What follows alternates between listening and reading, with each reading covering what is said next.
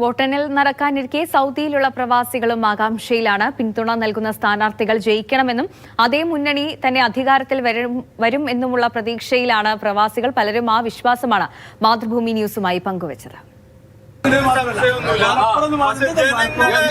പ്രവാസ ലോകവും കഴിഞ്ഞ ഒരു മാസക്കാലം വോട്ടെണ്ണുന്ന ദിനം കാത്തിരിക്കുകയാണ്.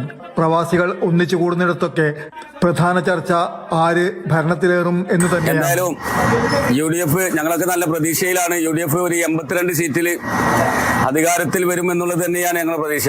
ഇടതിനെയും വലതിനെയും പിന്തുണക്കുന്നവർ പ്രവാസികളുടെ കൂട്ടത്തിലുണ്ട്. ഇവിടെ ജിദ്ദയിൽ പ്രത്യേകിച്ച് ഷർഫിയിൽ എല്ലാ പാർട്ടിക്കാരും ഇവിടെ ഒരുമിച്ച് സ്നേഹത്തിലും സൗഹാർദ്ദത്തിലാണ് പോണത്. പിന്നെ ഇടതുപക്ഷത്തിന്റെ കാര്യം പറയുകയാണെന്ന് വെച്ചാൽ ഇടതുപക്ഷം തുടരും. അതിൽ കൂടുതലായിട്ടും കുറച്ചുകൊണ്ട് ഒന്നും നിലവിൽ പറയാനില്ല. അവരവർ തങ്ങൾ അനുകൂലിക്കുന്ന മുന്നണിയിലെ സ്ഥാനാർത്ഥി വിജയിക്കുമെന്ന ആത്മവിശ്വാസത്തിലുമാണ്. ഞാൻ കോഴിക്കോട്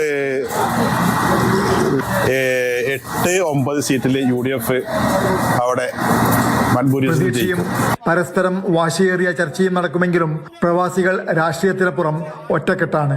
സ്നേഹത്തിലും പരസ്പരം ഒത്തുചേരലിലും ജോലിയിലും. മലപ്പുറം ജില്ലയിൽ UDF മുസ്ലിം ലീഗിന്റെ നേതൃത്വത്തിൽ മുഴുവൻ സീറ്റുകളും തൂത്തുവാരും 16-ൽ 16 ലഭിക്കും എന്നുള്ള ഉറച്ച വിശ്വാസത്തിലാണ് നിൽക്കുന്നത്. Jafar Ali Palakkode, Mathrubhumi news, Jeddah.